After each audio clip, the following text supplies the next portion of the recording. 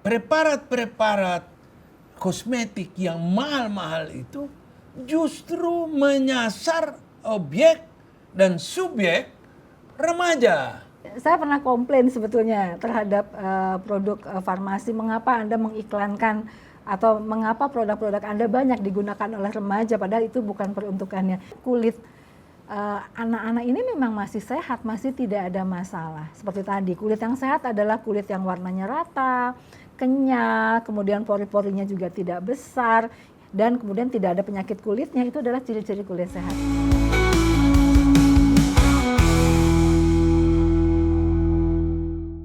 Sobat Univ Umi Official yang terhormat, seperti Anda tahu bahwa kulit remaja dan dewasa muda sangat berbeda dengan kulit orang dewasa. Pada umumnya, kulit remaja dan dewasa muda masih memiliki tekstur dan kelembaban yang berbeda dengan tekstur dan kelembaban kulit orang dewasa.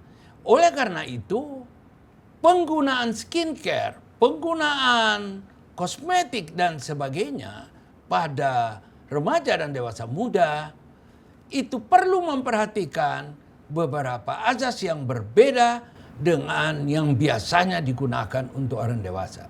Pada hari ini kita sudah bersama dengan Profesor Dr. Sandra Widati. Beliau adalah dosen dan dokter spesialis kulit, kelamin dan estetika dari FKUI Jakarta yang akan membahas dan menguraikan pada kita apa dan bagaimana sebaiknya penggunaan skincare dan kosmetik pada remaja dan dewasa muda. Prof. Sandra, kita kan lihat di pasaran itu kan banyak sekali produk-produk skincare, produk-produk kosmetik itu luar biasa banyak. Baik produk dalam negeri maupun Prof. Sandra saya kira tahu bahwa dari luar, dari Cina, dari mana kan banyak membanjir pasar Indonesia. Yeah. Dan hal ini telah menyebabkan kebingungan tersendiri. Nah sekarang kita tahu juga bahwa remaja itu kan punya kulit yang berbeda ya Prof ya. Yeah. Sehingga perlu ada pendidikan, edukasi dan saya kira penyampaian informasi yang sistematis dan komprehensif terhadap publik bahwa remaja itu harusnya kalau toh mau menggunakan skincare, dia memilih skincare yang berbeda kan Prof. Yeah. Bagaimana Prof kira-kira bisa memberi sebuah edukasi pada publik soal ini, Prof. Ya, baik, terima kasih sekali. Ya, memang sekarang ini kita melihat banyak sekali produk kosmetik dan tentu saja pangsa pasarnya adalah para remaja ini, remaja wanita maupun pria. Mereka sekarang sudah mulai menggunakan hal tersebut. Kita ketahui bahwa sesungguhnya kulit itu optimal itu adalah dari mulai remaja hingga sekitar usia 25-30 tahun.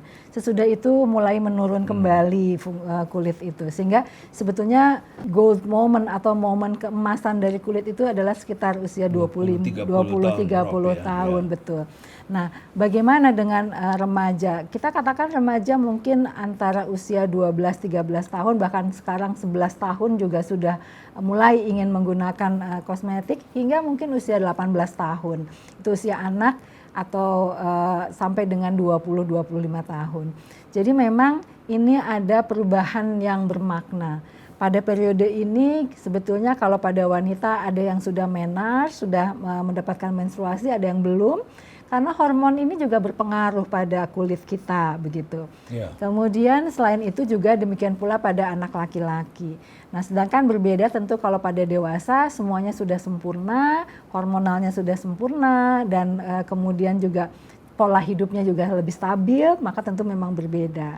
Nah, jadi biasanya kalau kita melihat remaja, kita melihat kulit itu secara umum, secara awam kita mengenal ada golongan kulit yang kering, ada yang normal, ada yang berminyak. Jadi kita melihat kalau orang yang berminyak misalnya di daerah T-zone begitu, ini sebetulnya daerah seboroid kita sebutnya. Di daerah tersebut memang banyak kelenjar minyaknya, sehingga akan banyak produksi minyak dan tentu saja jerawat banyak di situ. Nah, kemudian memang Tuhan Maha Adil pada orang-orang yang berminyak, karena memang itu minyak itu tempat tumbuhnya kuman dengan baik, maka orang berminyak biasanya cenderung lebih mudah berjerawat. Sedangkan orang yang kering karena minyaknya kurang, maka cenderung lebih mudah keriput. Begitu ya, jadi begitu. Jadi memang ada plus minusnya. Nah, pada remaja atau anak-anak ini sesungguhnya produksi tidak jauh berbeda dengan dewasa, produksi minyak dan lain-lain. Tapi di sini kalau pada anak-anak yang belum menstruasi misalnya, itu memang produksi hormonnya belum maksimal, sehingga akhirnya kita akan melihat kulit yang berbeda. Secara umum adalah anak-anak itu kulitnya masih baik, teksturnya masih baik, pori-pori terlihat masih lebih kecil sebetulnya karena juga belum ada tarikan gravitasi ke bawah ya. Pori-pori lebih kecil, warna juga lebih rata. Jadi misalnya kalau pada usia 30-an itu mulai ada warna yang lebih gelap, lebih terang atau melasma atau bercak-bercak hitam di wajah. Kalau pada remaja relatif masih warnanya lebih terang, rata, kemudian pori-pori lebih standar, kemudian juga lebih kenyal. Itu adalah ciri-ciri kulit yang sehat, lebih kenyal, demikian Pak. Elastisitas daripada kulit pada remaja dan dewasa muda tentu berbeda, Prof ya. Nah, sekarang ini kan banyak, Prof. Pengaruh iklan juga. Iklan ini kan luar biasa. Pengaruh iklan, membanjirnya produk-produk di pasaran. Ini kan membuat mereka itu perlu juga mendapatkan edukasi. Prof Sandra, saya mau pingin tanya, bagaimana Prof Sandra melihat seharusnya remaja dan dewasa muda ini hanya menggunakan produk apa saja, Bu. Jangan sampai produk-produk orang dewasa, orang-orang tua itu digunakan juga karena ketidaktahuan. Benar sekali. Ya, jadi saya pernah komplain sebetulnya terhadap produk farmasi, mengapa Anda mengiklankan atau mengapa produk-produk Anda banyak digunakan oleh remaja padahal itu bukan peruntukannya. Sebetulnya tipsnya adalah lihat siapa yang menjadi model pada produk tersebut. Kalau memang modelnya adalah adult atau dewasa, tentu jangan untuk remaja, begitu. Jangan untuk anak-anak. Dia bilang secara cepat itu tipsnya. Bahwa kalau yang mengiklankan adalah wanita dewasa, ya bukan untuk remaja atau anak-anak, misalnya seperti itu. Demikian pula. Jadi nomor satu kita lihat itu dulu. Tetapi memang karena kulit adalah organ terluar ya, organ terluar dari kita tentu harus dijaga. Pertama adalah kebersihannya. Jadi silahkan adik-adik atau teman-teman yang memiliki anak-anak remaja, nomor satu kebersihan kulit. Nah, untuk kebersihan kulit ini sabun bisa digunakan. Tapi jangan menggunakan sabun badan, gunakanlah khusus sabun untuk wajah, begitu. Itu adalah nomor satu, tips nomor satu. Nah, sesudah itu memang tadi seperti yang saya katakan ada wajah yang berminyak, ada yang normal, ada yang kering. Penggunaan krim untuk melindungi terhadap paparan dari luar boleh disebut sebagai pelembab, misalnya itu juga boleh disesuaikan. Pelembab boleh, Prof ya. Jadi yang pertama tadi sabun. Sabun untuk mencuci dengan catatan muka. Jangan sabun badan. Betul. Yang kedua membolehkan menggunakan pelembab. Boleh, ya. Pelembab ringan tentunya. Tentunya ya sesuai dengan usianya. Sesuai dengan usianya. Jadi kalau misalnya bingung yang mana, nomor satu tipsnya lihat dulu yang mengiklankan siapa, begitu. Kemudian yang ketiga, Prof. Yang ketiga, karena anak-anak ini banyak kegiatan di luar dan Indonesia adalah negara tropis, tabir surya itu adalah sangat baik untuk digunakan sebagai perlindungan dari sinar matahari. Itu nggak apa-apa, Prof ya? Tidak apa-apa. Jadi yang ketiga itu boleh menggunakan tabir surya. Apalagi untuk anak-anak yang punya aktivitas banyak di luar tersentuh, terpapar sinar matahari. Benar. Kemudian Prof, ada juga yang mengiklankan serum. Menurut Prof Sandra bagaimana? Ya, serum itu kan satu jenis kosmetik yang berupa cairan. Nah, tergantung isinya apa. Kalau misalnya isinya adalah untuk anti penuaan, tentu tidak usah digunakan karena Iya. anak-anak tidak sesuai, Ya, remaja. tidak ada kebutuhan Tidak terhadap ada hal- kebutuhan untuk anti Iya. penuaan, masih sangat kencang wajahnya begitu. Kalau vitamin C, Prof, Ya. yang banyak diiklankan kan serum vitamin C. Benar. Vitamin C itu adalah salah satu yang diketahui punya efek apabila digunakan secara obat luar, obat oles. Dia punya efek. Tidak semua vitamin dapat digunakan sebagai untuk oles obat luar. oles Ya. luar. Nah, vitamin C ini umumnya digunakan untuk membuat kulit lebih kenyal, lebih cerah, Iya. dan juga tentu saja memenuhi kebutuhan vitamin C di tubuh, Iya. di kulit maksudnya. kulit, iya. Jadi memang apabila memang ada keperluan untuk Iya. itu bisa digunakan. Iya. Tapi tentu saja pilih yang bahan serum yang memang sesuai juga karena serum itu banyak ditambah-tambah dengan Betul. ABC begitu. Iya. Demikian. Dan vitamin C pada kulit ini kan dia memberi manfaat juga antara lain tadi itu ada relasi dengan penuaan kulit. Betul, iya. Sehingga tidak perlu mahal-mahal lah untuk remaja dan dewasa Iya, muda ini. iya, Kalau betul. vitamin C kan mahal. Ethyl ascorbic acid itu kalau digunakan kan dia mahal. $200 itu Iya, sekilo. benar sekali. Nah, Prof, ada juga yang mengganggu dan saya kira kita perlu sebagai dokter kulit, dokter yang bergerak di bidang bertanggung jawab terhadap estetika kesehatan kulit dan estetika, saya ingin mengeluhkan pada Prof Sandra ini. Kamu Prof Sandra di Fakultas Kedokteran. Mungkin ini menjadi bagian daripada pengembangan penelitian. Prof, begini. Preparat-preparat kosmetik yang mahal-mahal itu justru menyasar objek dan subjek remaja. Padahal tadi Prof Sandra sudah menyampaikan, no need, tidak ada Iya, kebutuhan tidak untuk itu. Nah, bagaimana ini kita menyampaikan kepada halayak ramai, kepada ibu-ibu, kepada orang tua yang punya putri, dan sekarang juga anak laki-laki juga pada ikut juga seperti itu. Iya. Bagaimana ini, Prof, agar Iya. tidak perlu mengalokasikan dana berlebihan untuk sesuatu yang tidak dibutuhkan. Sebetulnya ini bagian daripada edukasi kita kan, Prof ya. Iya, benar. Kira-kira bagaimana itu, Prof? Ya, ini adalah tantangan atau challenge ya untuk di masa saat ini karena memang peranan media sosial sangat luar biasa. Iklan-iklan terkait dengan kecantikan yang dikaitkan dengan berbagai produk kosmetik itu sangat bombastis. Dan mahal itu. Dan itu sangat mahal, membuat iklannya juga mahal, kemudian modelnya juga dibayar mahal, kemudian tentu saja company-nya juga memang akhirnya harus membuatnya dengan mahal juga.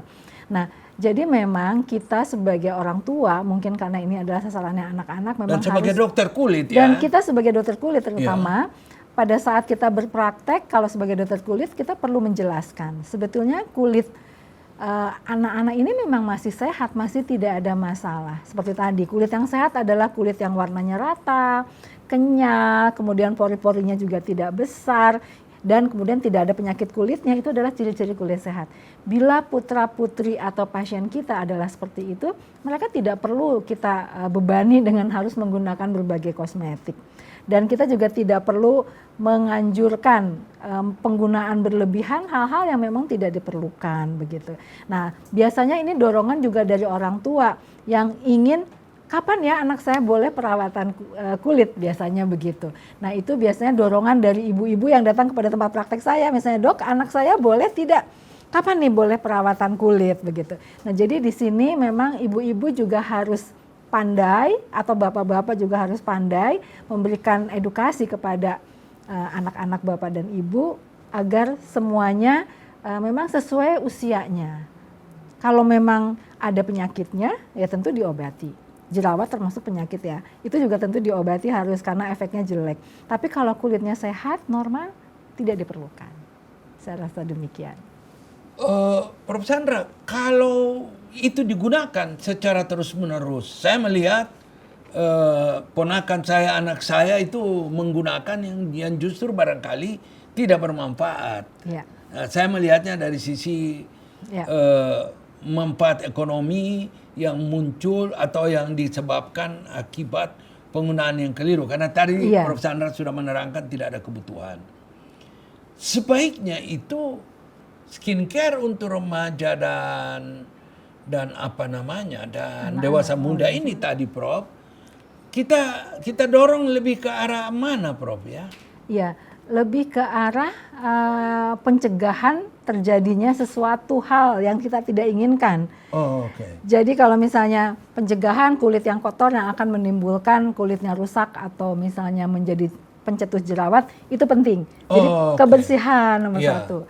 Pencegahan untuk dalam jangka panjang, kalau misalnya kulit anak-anak kita itu sangat putih, kita khawatirkan adanya kanker kulit, itu bagus untuk menggunakan tabir surya. Tabir surya. Misalnya begitu. Sunscreen ya, Tabir Prof. surya atau sunscreen. Jadi kita kalau pada anak-anak adalah seperti itu. Oh, kulit yang lentur, kenyal, tentu harus lembab, kita bisa menggunakan hal tersebut. Begitu. Jadi basic saja. Basic, Ya. iya. Karena kalau misalnya berlebihan, pertama tidak ada efek mungkin ya. Kalau Iya. seperti anti aging buat anak-anak tidak Iya, ada efek. tidak diserap juga Tidak, barangkali. iya, betul, tidak ada efeknya. Jadi pertama mubazir.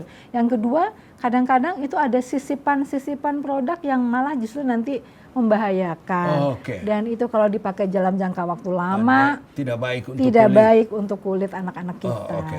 Begitu. Prof. Chandra, saya kalau bisa mau bicara hal lain, tapi masih sekitar kulit remaja, Baik.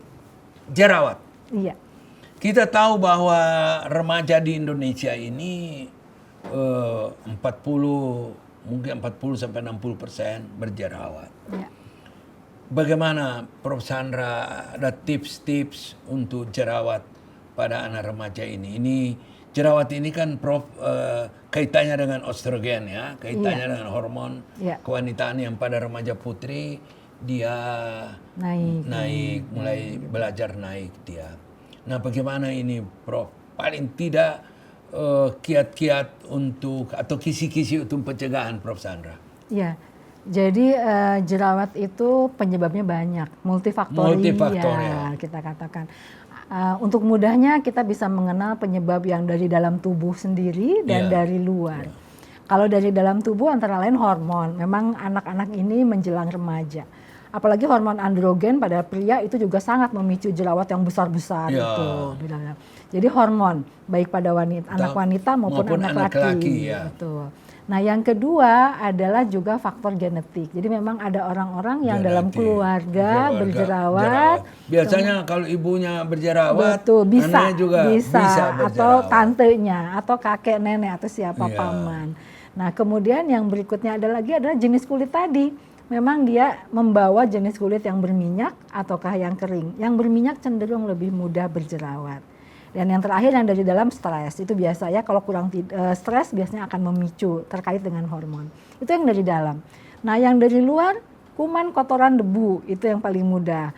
Jadi kalau misalnya kita pergi keluar, apakah menggunakan motor ataukah menggunakan kendaraan, itu kuman, kotoran, debu bisa menyumbat pori-pori kita dan itu akan memicu mudahnya jerawat.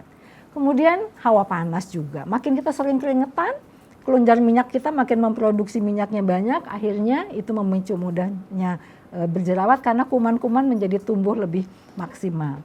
Makanan pedas, spicy food, makanan yang kalorinya terlalu tinggi, yang banyak sekali tumpukan-tumpukan keju ataupun yang lain-lain itu ya di makanan-makanan fast food itu juga memicu. Kemudian gaya hidup, kurang tidur mungkin, asap rokok juga diketahui. Nah, jadi dia multifaktorial. Jadi untuk adik-adik yang berjerawat atau anak-anak wanita maupun pria yang berjerawat memang perlu penanganannya itu tidak hanya satu macam. Tapi kalau kita melihat karena penyebabnya adalah dari luar antara lain tadi kuman, kotoran, debu, jadi membersihkan kulit itu nomor satu. Begitu jadi kan? Kembali lagi kebersihan kulit, ya, Prof. Chandra. Betul. Ya. Nah, kemudian yang berikutnya kita pola hidup sehat. Makanan harus bergizi cukup, jangan pedas, kemudian juga upayakan hidup dalam makanan kita sekarang pedas semua. Tapi ya. jangan pedas itu sulit gimana? ya. Sulit itu. Iya, tapi itu kita ketahui bahwa spicy food itu sangat mudah memicu kelenjar minyak kita, kelenjar sebasea kita menghasilkan minyak dan itu memudahkan bakteri yang ada di wajah untuk bereaksi sehingga muncul jerawat. Jadi kalau misalnya kita mau makan makanan pedas, ya berarti rajin membersihkan wajah supaya minyak-minyak tidak menyumbat sehingga muncul jerawat. Jangan nggak memakai segala macam kosmetik karena wajah harus bersih. Jangan menggunakan berbagai macam kosmetik yang diiklankan ataupun obat tradisional yang tidak jelas, justru itu malah akan memperparah jerawatnya. Jadi kita tahu ini multifaktorial, kita menanganinya secara bersama-sama. Dari mulai menjaga kesehatan kulit, kebersihan kulit, dan menghindari faktor pencetus dari luar. Karena kalau yang dari dalam kita nggak bisa ubah, genetik kan memang sudah dibawa. Dari sononya, iya, hormon juga sudah demikian saatnya begitu. Jenis kulit juga memang orang-orang memang sudah dia berminyak. Kita melihat ya di masyarakat itu banyak sekali orang yang berjerawat. Ini memang bukan suatu hal yang mudah untuk ditangani. Jadi untuk semua yang berjerawat jangan sedih hati. Yang penting nomor satu adalah kalau bisa jangan dipijit-pijit karena itu akan menimbulkan bopeng-bopeng dan itu akan sulit lagi nanti mengobatinya. Tapi bersihkan wajah, kemudian gunakan obat jerawat dan pola hidup sehat. Itu Pak. Iya, Prof. Saya ingin Prof. Chandra mengerucutkan saran dan edukasi pada masyarakat khususnya anak-anak remaja kita, anak-anak dewasa muda kita ini untuk mengurangi resiko jerawat. Yang pertama saya mendengar tadi kebersihan kulit. Ya. Itu pertama. Ya. Kebersihan kulit setiap hari membersihkan muka. Benar. Membersihkan muka boleh menggunakan sabun. Boleh. Tapi itu adalah sabun muka, Ya. sabun wajah. Bukan sabun badan, apalagi sabun pencuci piring. Ya. Atau sabun tangan, hand soap jangan itu. Oh, jangan. Karena sabun tangan yang kita pakai untuk cuci tangan itu kan busanya sangat banyak. Itu akan membuat iritasi. Oh, itu, hand soap itu jangan. Ya, untuk wajah. Dengar itu Kamal. Suka pakai sabun untuk cuci tangan. Yang kedua. Ya. Jadi ini sabun dia harus sabun wajah atau sabun lembut. Iya. Sabun bayi misalnya. Antara lain. Boleh. Kemudian yang kedua, pembersihan wajah ini seharusnya dilakukan secara rutin, reguler. Betul. Berapa kali sehari, Prof? Nah, itu kan tergantung pada sabun apa yang digunakan dan juga tergantung pada aktivitas. Tapi paling tidak 1 kali sehari sebelum tidur, sore, siang. Atau setelah dia pulang aktivitas setelah yang berkeringat itu yang tadi Prof bilang ada debu menempel dan sebagainya. Itu paling tidak minimal itu. Jadi prinsipnya adalah kalau kita mau tidur itu kulit wajah, rambut, badan itu harus bersih. Karena kan tidur selama 8 jam atau 7 jam, kalau kulit kita tertutup dengan debu dan kotoran. Jadi mandi sore itu kalau saya sih berpendapat lebih penting daripada mandi pagi. Karena kalau mandi sore itu bersihnya lama badan kita. Sedangkan kalau mandi pagi kita mandi misalnya pagi-pagi langsung berangkat jalan apalagi yang naik motor 5 menit sudah kotor. Jadi bersihnya hanya setengah jam. Jadi minimal 1 kali sehari minimal. Artinya Prof. Chandra ingin mengatakan bahwa sabun mencuci muka atau merawat wajah dengan pembersih wajah ini minimal 1 kali dan itu adalah sore atau malam hari sebelum tidur. Ya. Yang ada orang bangun pagi itu dia cuci muka itu bagaimana menurut Prof. Chandra? Iya. Ada gunanya nggak itu? Tentu ada gunanya, apalagi kalau misalnya dia juga tidurnya berkeringat. Dia kan terkena bantal juga, itu boleh-boleh saja. Karena berkeringat mukanya berminyak juga, jadi dia supaya bersih. Silahkan mencuci wajah di pagi hari. Orang-orang yang berminyak itu minyaknya banyak sekali. Pagi-pagi saja bangun tidur saja sudah bisa berminyak. Jadi boleh saja. Tapi lebih penting adalah sore hari setelah dia berkegiatan. Jadi itu pertama, kebersihan wajah ya. Benar. Nah yang kedua, ini mengenai makanan. Prof. Chandra tadi menyebutkan jangan makan makanan yang mampu memicu kelenjar sebasea ya. Betul. Itu. Nah ini makanan ini individual dia nggak, Prof? Artinya si Kamal, si Faisal makan bisa berbeda-beda. Si A makan ini bisa memicu, yang si B tidak. seperti itu, Prof? Sebetulnya secara prinsip kelenjar minyak itu dipicu oleh makanan yang berbumbu pedas begitu ya. Berbumbu pedas itu bukan hanya cabai tapi juga merica.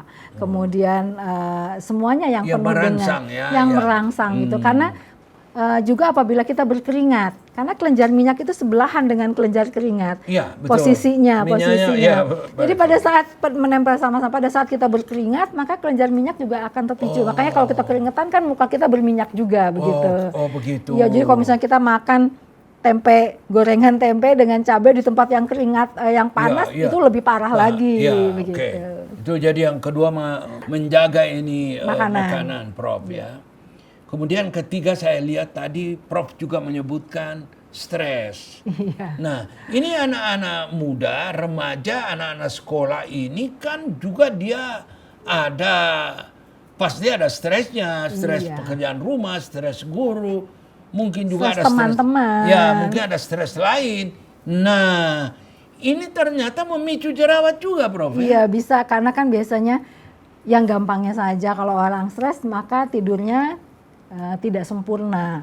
Jadi mungkin kurang tidur, banyak berpikir, terlambat tidur dan kurang istirahat itu jelas membuat ritme tubuh kita kurang baik. Dan itu juga bisa memicu kulit menjadi tidak sehat, begitu. Itu kaitan stres dengan secara mudah adalah seperti itu. Iya, jadi anak-anak yang apalagi sekarang kan memegang handphone sampai dengan malam ini penting sekali ya. Kita jangan menghabiskan waktu kita untuk dengan handphone ini begitu ya. Pantas WA saya jarang dibalas, Prof Sandra. Kalau sudah jam 9 tutup saja. Begitu. Prof, ini terakhir, Prof. Terakhir adalah saya ingin menanyakan Prof Sandra yang terhormat.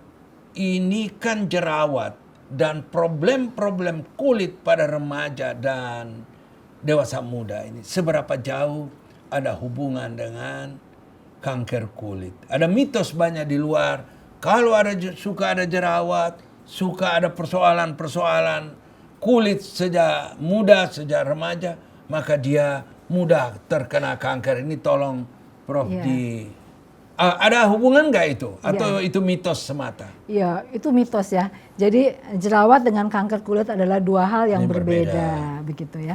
Walaupun mungkin ada beberapa jenis kanker kulit yang mirip jerawat bentuknya, tapi juga relatif jarang pada anak-anak, biasanya pada dewasa, bahkan pada orang tua, begitu jenis-jenis kanker tertentu. Jadi tidak perlu khawatir, biasanya tidak ada kaitan antara jerawat dengan kanker kulit. Kalaupun menjadi perhatian adalah bila kita sudah dewasa, malah sudah relatif lebih cenderung usianya dekade 50 misalnya, kok ini ada seperti jerawat yang tidak sembuh-sembuh. Nah, kalau yang seperti itu mungkin silahkan konsultasi. Tapi dia tidak sama dengan jerawat. Begitu. Artinya berbeda. Berbeda, sangat berbeda. Tidak perlu khawatir. Tidak perlu. Terima kasih, Prof Sandra. Sobat Umi Official yang terhormat, kita telah menyelesaikan pembicaraan dan diskusi dengan Prof Sandra Widati, dokter spesialis kulit, kelamin, dan estetika dari Fakultas Kedokteran UI Jakarta. Semoga memberi manfaat untuk putra-putri kita dan juga untuk keluarga tersayang di rumah. Terima kasih. Terima kasih. Terima kasih, Prof. Ya. Terima kasih.